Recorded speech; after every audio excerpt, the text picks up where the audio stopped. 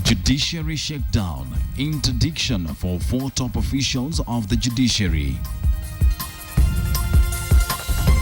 Alipigwa kisha akaanza kuvomit. Alipoanza kuvomit akazirai. And Mwea teacher remanded over the death of a pupil. Plus, funding for the police and counties to increase dramatically in the next financial year. Hiyo kitu imekaa ni kama imekaa hapo miaka. And yet another grenade is discovered and detonated in Nairobi. This is KTN Prime with Yvonne Okwara and Wilson Buru.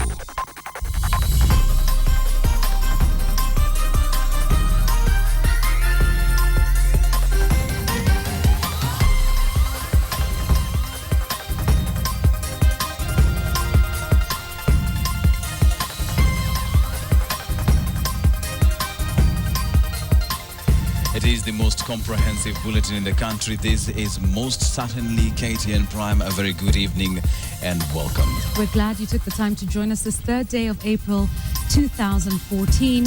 And we're going to take you straight to the judiciary.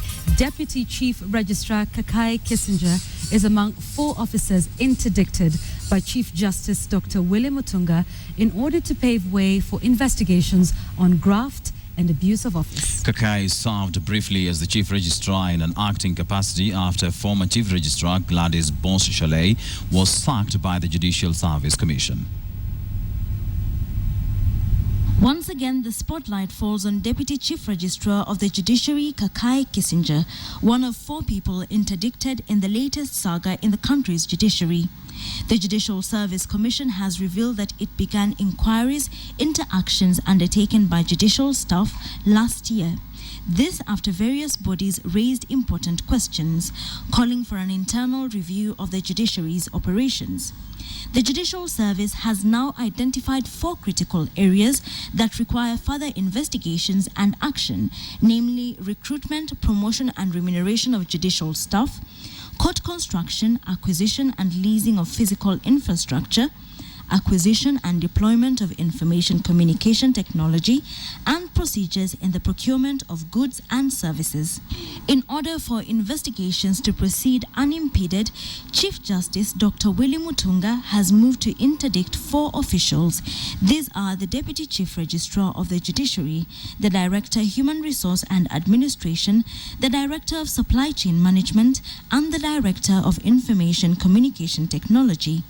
The 4 have been directed to hand over to designated officers and are required to report to the Chief Registrar of the Judiciary on 3rd of May this year for further instructions.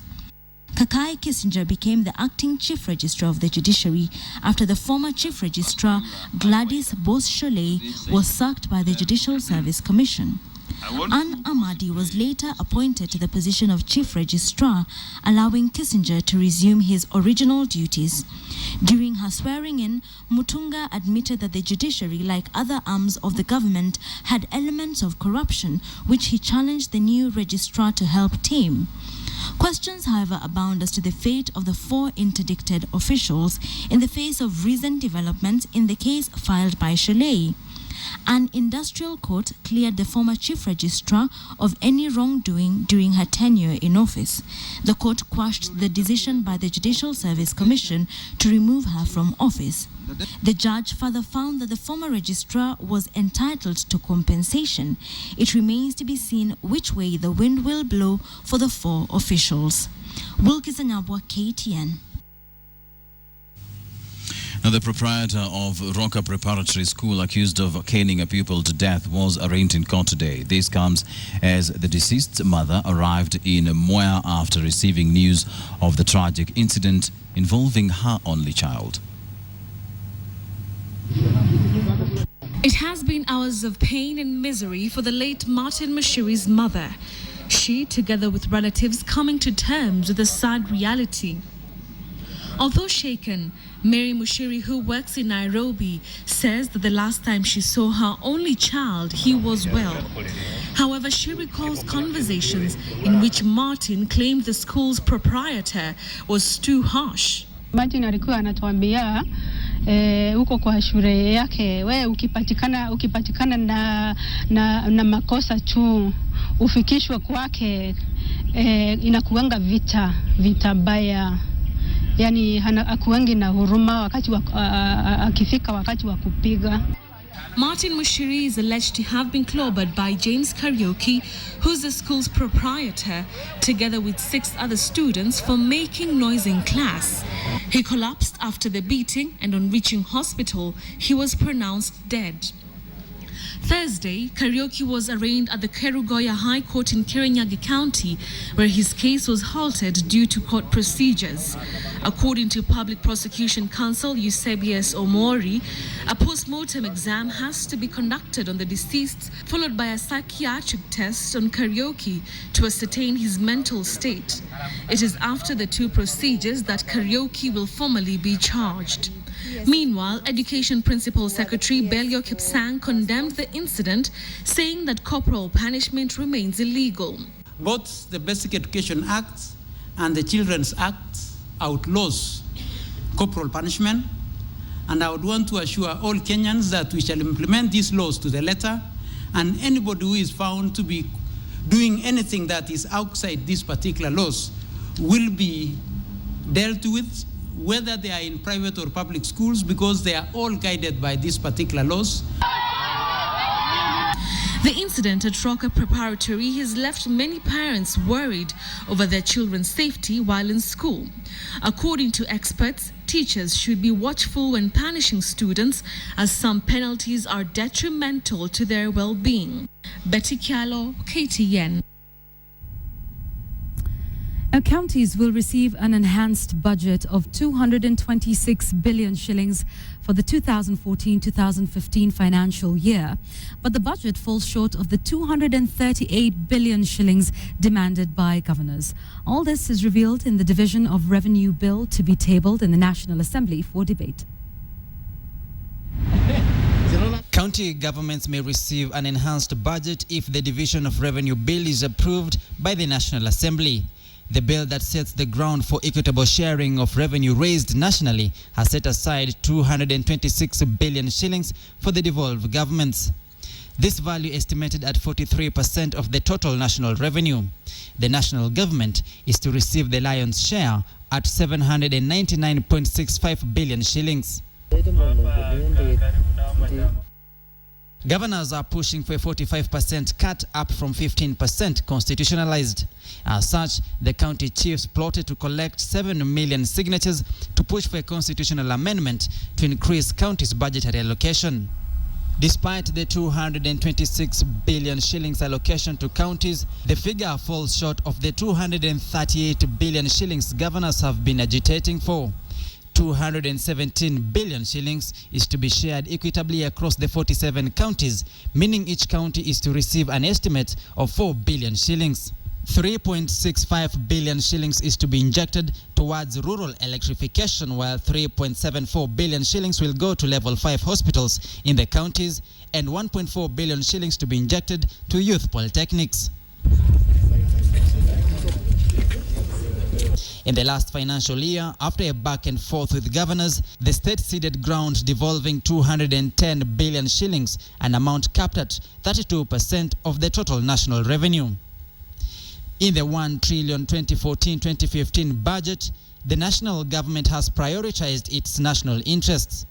The Teacher Service Commission eats the biggest chunk, pocketing 160 billion shillings, followed by Defense and National Intelligence Service. The Police Service takes home 67 billion shillings. Parliament has a budget of 25 billion shillings. Judiciary has been allocated 17 billion shillings, while the President's office receives 4.38 billion shillings. The DPP's office, the Office of the Attorney General and Justice Department, and the electoral process have the least budget. A whopping 353 billion shillings has been set aside to settle the country's debt to its lenders, mostly foreign economies.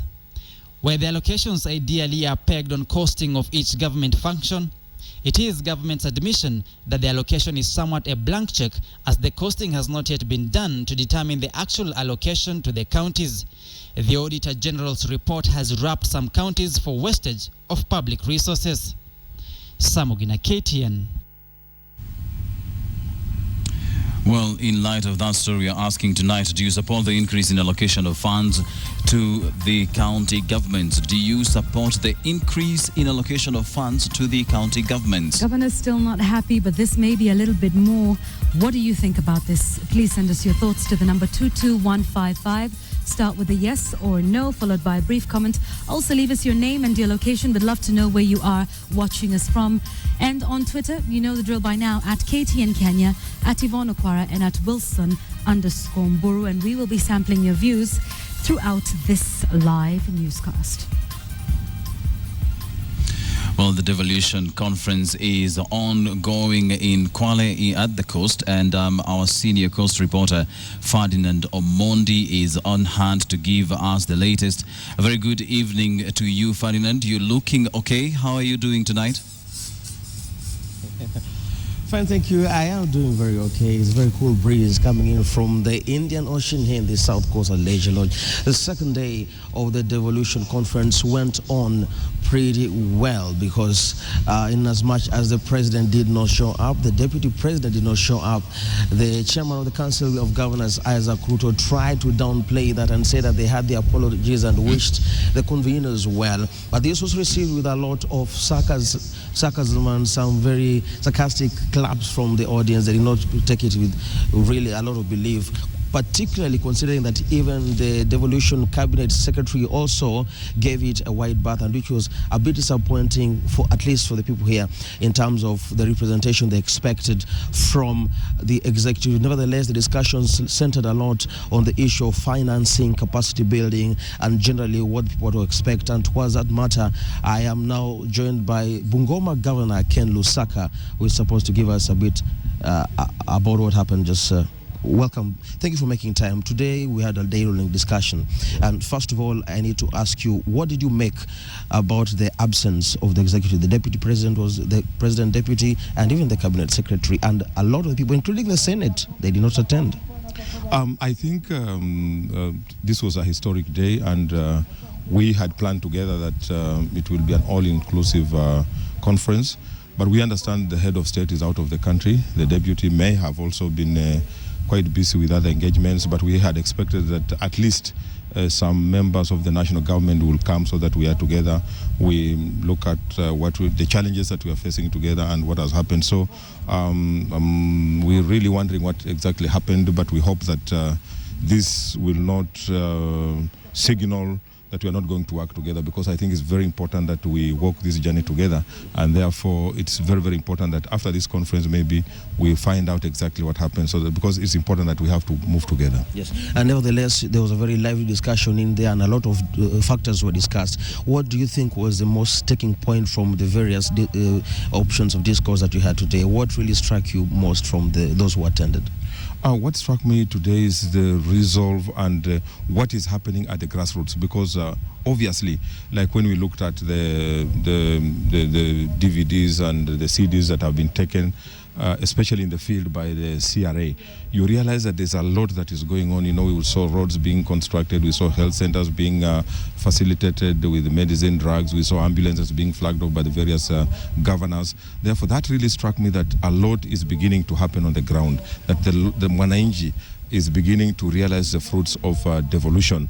Of course, we also had some discussions about, for example, the role of the audit, and it came out very clearly that audit is not meant to be like policing or, you know, fault finding, but supposed to be a management tool to assist the county governors to be able to correct areas where they think they need to make corrections, so that at least together we can be able to improve our management styles in the counties. So I think that really touched me, and the fact that we were all able to come together and learn the best practices from each other. Okay. Well, finally, Governor, the CIC chairman, who was now your standing guest, said, do not be swayed by persons who are bent on undermining devolution. Who are these people?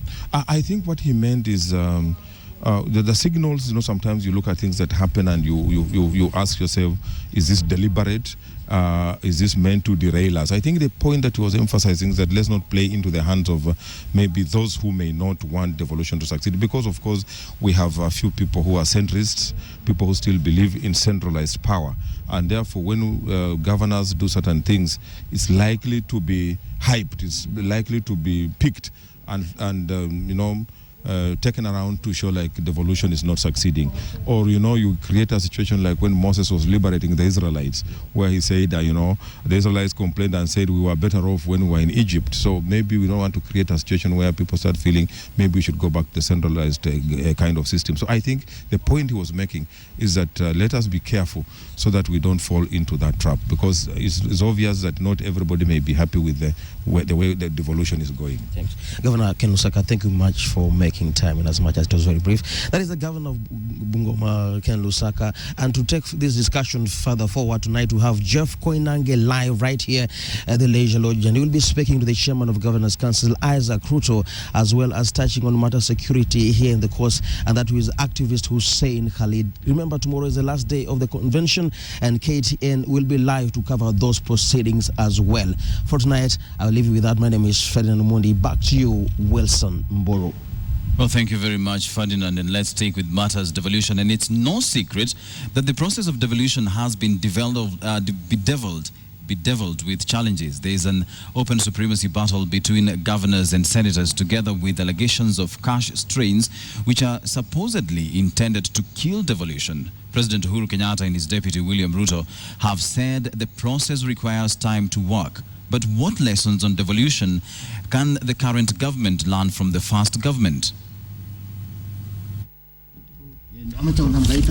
At 81 years of age, William Kiptanui Rotich can give a lesson on fairly all subjects in Kenya, but none better than politics and devolution.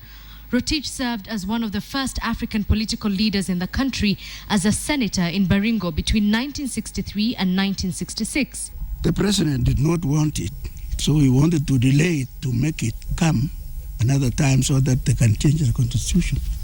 So some of us, now Kenyatta refused, said we must, he gave an order for to make the constitution, to make Senate not to be there anymore.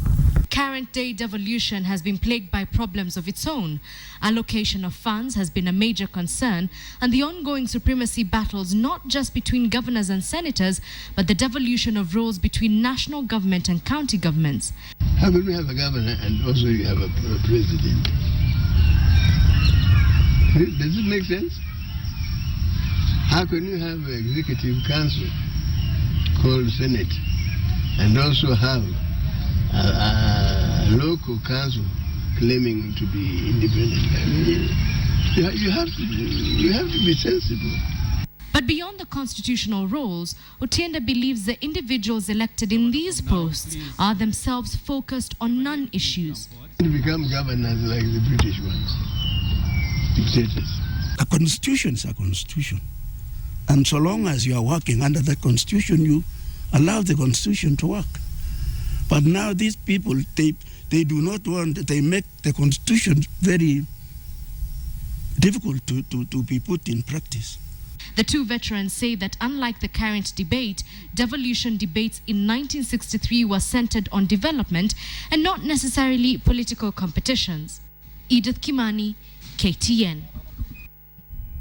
Indeed, taking lessons from the past to help us in the present and the future.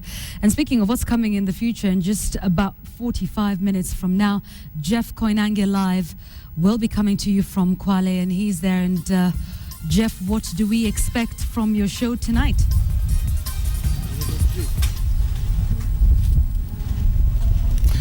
Thanks, right. That's right, Yvonne. We are live here at the Leisure Lodge in Kwale County. The governors have gone through their first day, and the topic of discussion on this day was resourcing devolution. As you know, the governors have been, or rather the counties have been granted something like 32% of the national budget into their counties. They want to push for 45%. They feel that 13% gap, that margin, can make all the difference. And here to talk a bit about that is a man who gave that impassioned speech on this day one, 40-year-old governor from Wajir County, Ahmed Abdullahi. Governor, welcome to KTN. Welcome to the news. Thank you. Good to see you. Now, your speech, according to a lot of people, was very passionate. You were calling for the fact that, look, national budget is something like 1.5, 1.6 trillion. You all are getting something like 218 billion, and you want to push that to 270 billion for the counties. Will that make the difference? I believe that will make the difference. 279 really is the number that, based on actual costing, was suggested by CRA for the coming year. But 45% is our best estimation of how much would be able to cover the operating cost of all counties, whilst giving every county something for development. Let's face it, Governor, the one thing that the CRA either excluded or kind of forgot to put in this package was the wage bill. The wage bill has literally brought counties down, hasn't it? Because it sucks up most of this budget.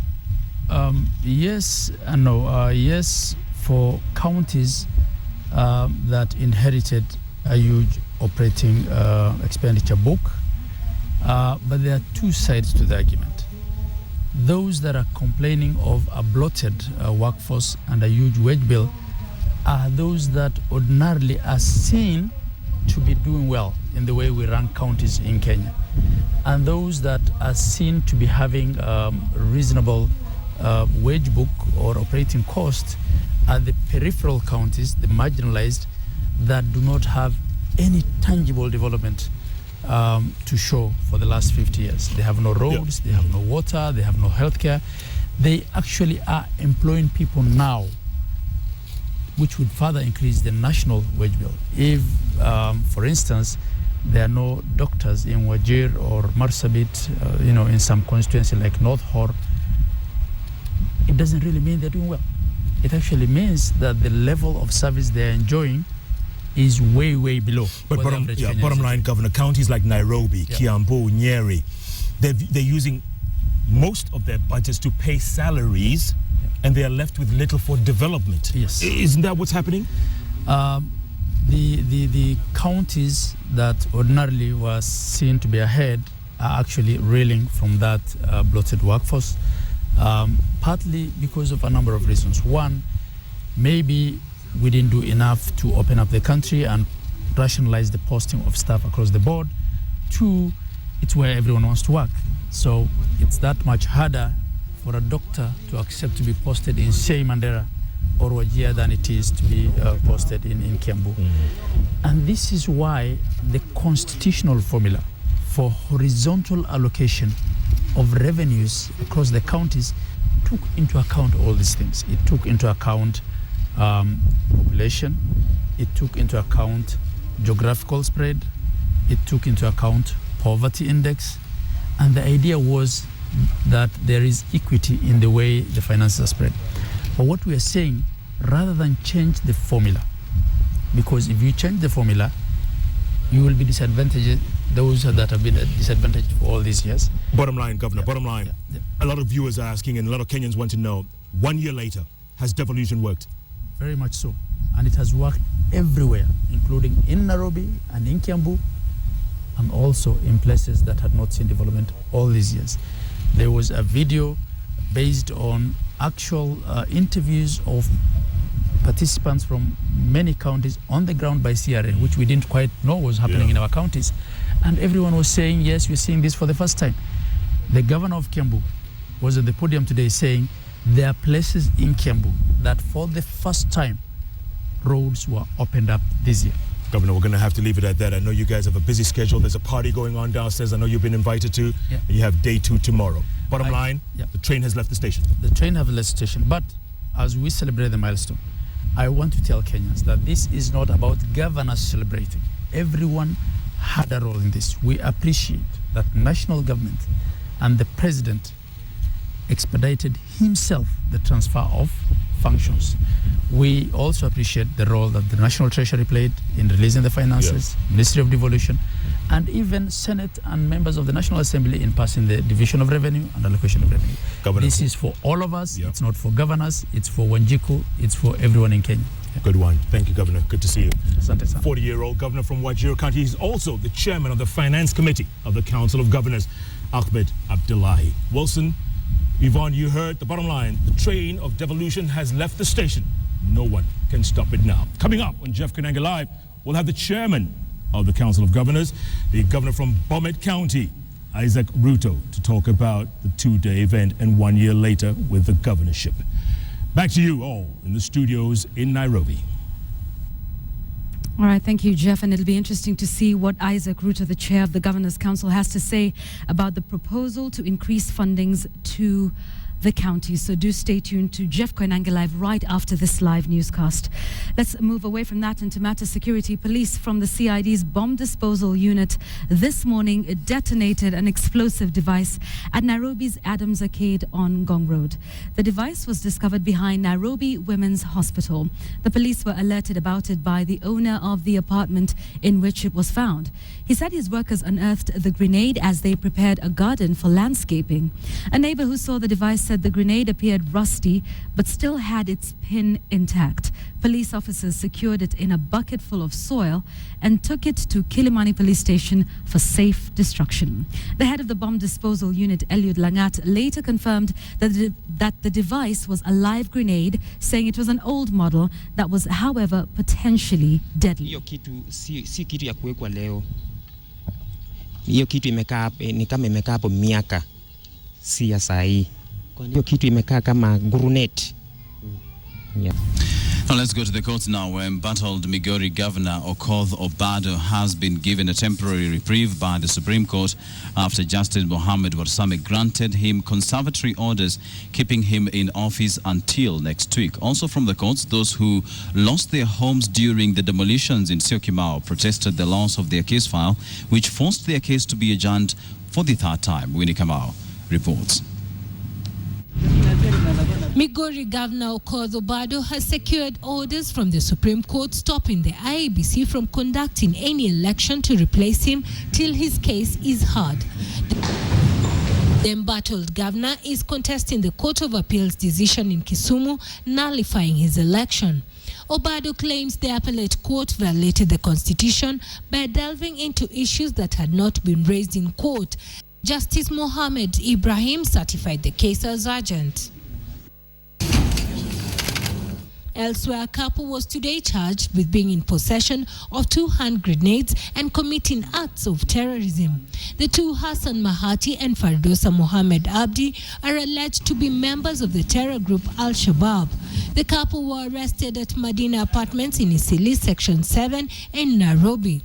They were denied bail by Senior Principal Magistrate Elena Nderito and remanded in custody pending the hearing of the case on 25th June this year. And drama ensued at the Milimani Law Courts as the case file of Syokimau evictees went missing. They protested in court, saying their case has been adjourned 3 times without a hearing. They had come to court seeking compensation for the demolition of their homes and eviction from their land. More than 100 evictees who came ready for the hearing of the case were disappointed to find the case had been taken out of the court list. They were informed that the judge was not feeling well. The evictees later went to the Supreme Court seeking audience with the Chief Justice, Dr. Willie Mutunga, but were told he was out of the country on official duties. This comes less than a week after the file of the late Internal Security Minister George Saitoti's son went missing from the registry. Muthengi Saitoti is seeking to stop any criminal charges preferred against his mother, Margaret Saitoti. Winnie Kamau, KTN, Nairobi. All right, it's now time to talk business this evening, and Bonnie Tunya is in our business studio tonight. Bonnie, some changes expected in how the Central Bank of Kenya will be run. Right, that's right, Yvonne. Over and above that, we have very touching news regarding the management at NSSF, and Michael Karanja has all the intrigues to that story coming up shortly.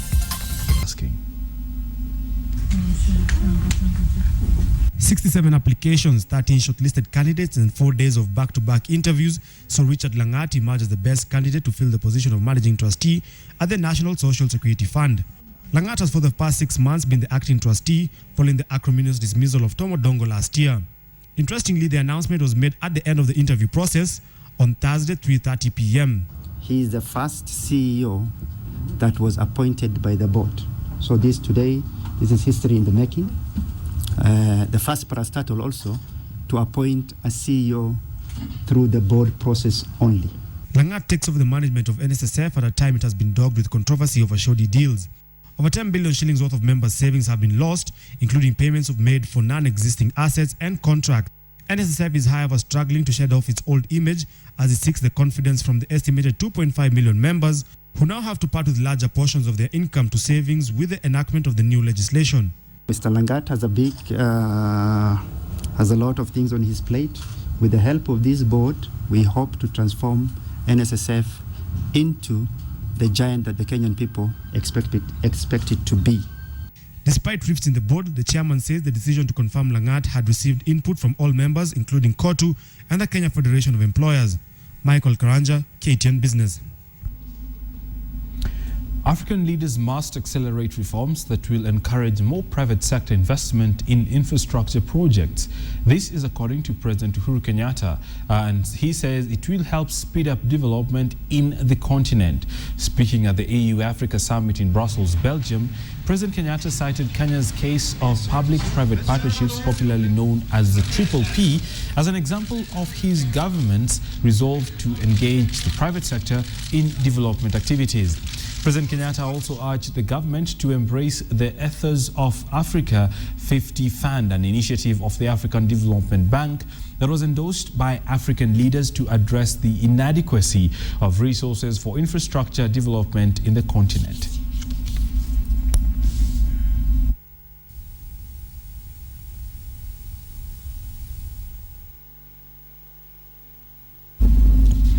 National Oil's LPG storage facility should be ready for use by the end of September 2014.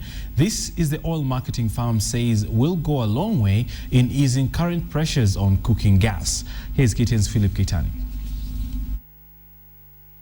The rising demand for LPG, commonly known as cooking gas in Kenya, will continue to put pressure on supply and prices as more Kenyans embrace the commodity. But the construction and completion of this facility by the National Oil is expected to help meet the growing demand and stabilize prices. All this translates to a consumption that gets National Oil from the current 5% to 9% in the first 1 year of our strategic plan, then to 13% in our strategic year, second year, and finally to 20% in 3 years. Currently, the demand for liquefied petroleum gas in the country stands at 5 kilograms per capita per person annually, but the industry is only able to supply 2.5 kilograms per capita per person annually.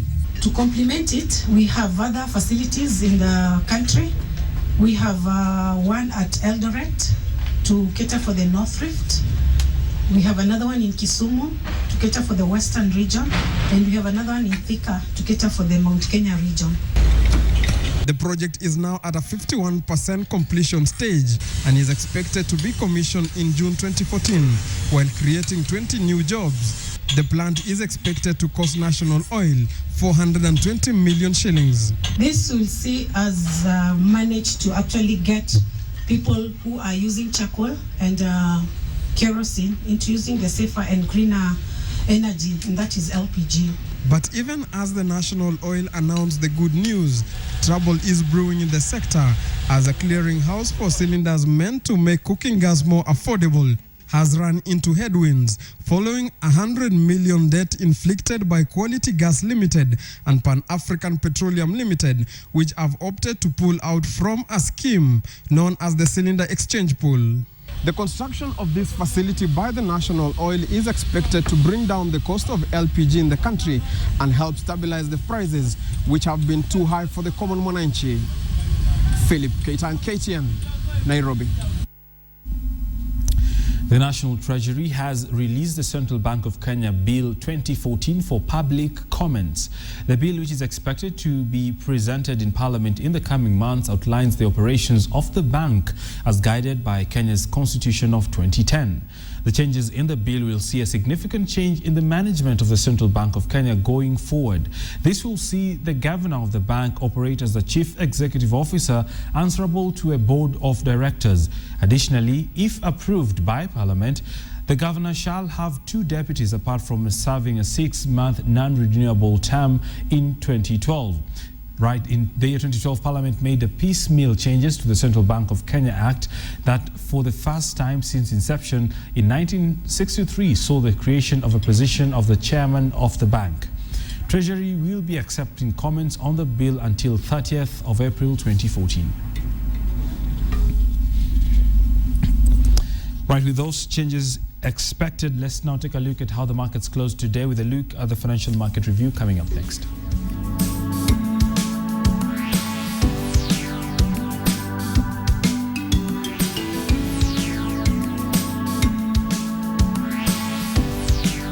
Among the country's academic giants, but St. Francis Kimuron Secondary School in Iten prides itself in producing track world beaters, world 800 meters record holder David Rudisha being the school's most successful athlete. The current group of 20 athletes, as David Rudisha's brother Francis, who is slowly following on his elder brother's footsteps with hopes of matching or even bettering his success story. From a distance, St. Francis Secondary School, Kimuron, is just like any other school. Its location in Elgeyo Marakwet County gives it the perfect ingredients for breeding athletes. The surrounding forest completes its high-altitude credentials. Apart from academics, the school generally has a strong athletic culture that has been incorporated to the school program. The school has offered us an opportunity where the program, morning, they go for morning preps, and then after that they go for the morning training, about 1 hour. It is from 5:30 to 6:30.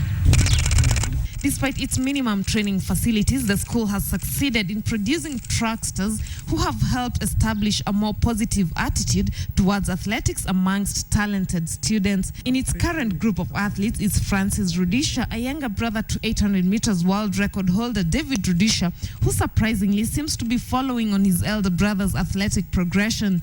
His personal best time of 49.38 seconds over 400 meters puts him in a good position to excel.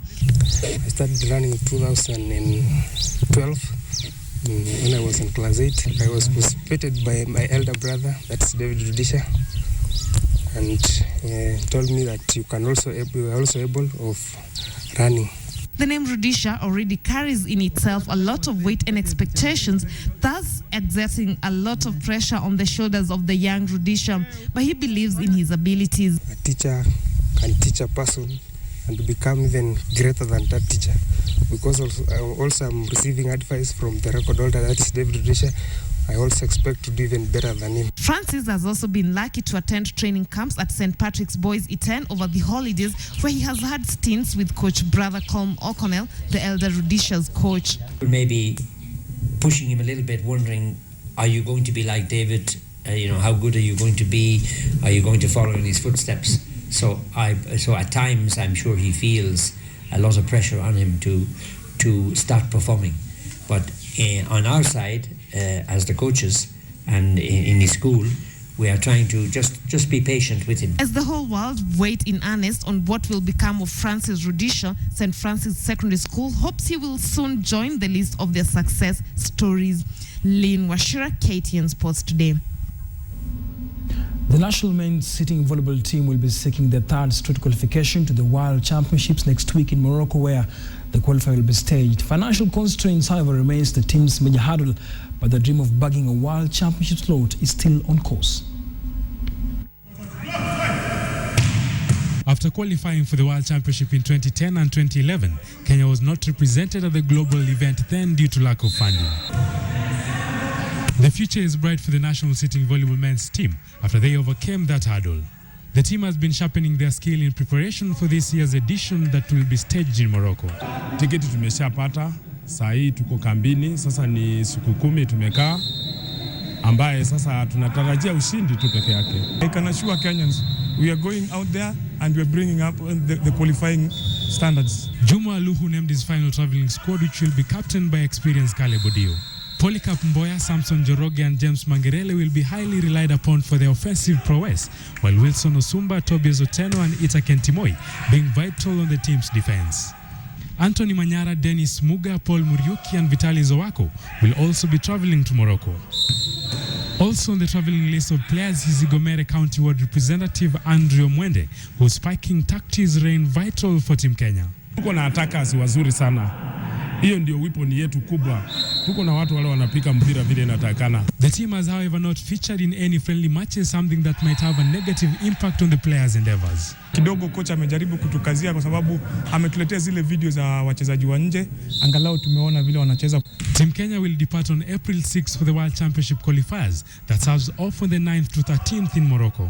With a winning mentality curbed by the national pride, the sitting volleyballers will be flying high the Kenyan flag, all geared up to represent the nation in the World Championships. Moses Wahisi, KTN Sports.